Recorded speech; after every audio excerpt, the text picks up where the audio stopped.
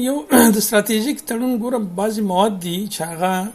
د افغانستان د ولس لپاره شاید ګټوري، خو دغه مواد لکه د افغانستان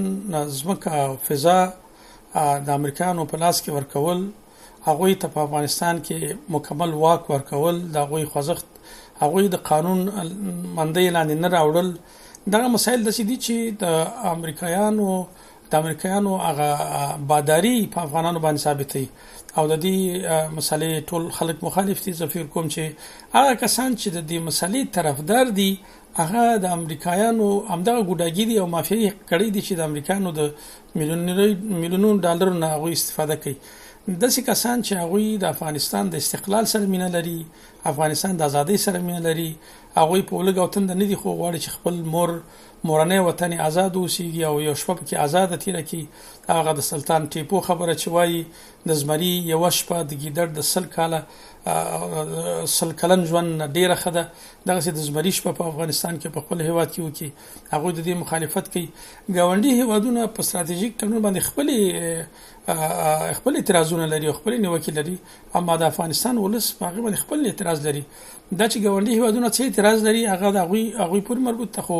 موږ د ولس خبره کوو، زموږ د خپل ولس د ازادۍ او د استقلال خبره کوو او د همدغه ازادۍ او استقلال په اساس باندې موږ د یو چې دغه ستراتیژیک تړون کې هغه مواد چې هغه د افغانستان د ولس په راتلونکي باندې منفي اغېز شیندي، هغه د افغانستان ولسواکي له منځه وړي، د افغانستان استقلال له منځه وړي، په افغانستان کې د پردیو ګوډاګي حکومتونو او رژیمونو ته لاره واري، په افغانستان کې د پردي کلتور خپرولو ته لاره واري، په افغانستان مسله د هرې لوري د پردیو په لاسو کې ورغورځوي او هغوی په افغانستان باندې بادارانه حکومت کول غواړي، که هغه د هغې روزنیز فوځونه وي، که هغه هر څه او د هغې د حمایوي ملاتړ لاندې کار کول غواړي. فکر کوم چې دا ټول مسایل د افغانستان د ولس په نقص دي او د افغانستان ولس په هیڅ کله د دې سره توافق ونه کړي. زه خو چې په مطبوعاتو کې لولم د افغانستان د ولس اکثریت د دې تړون د دغه مادو چې د ما ذکر وکړ د دې مخالف دی، اما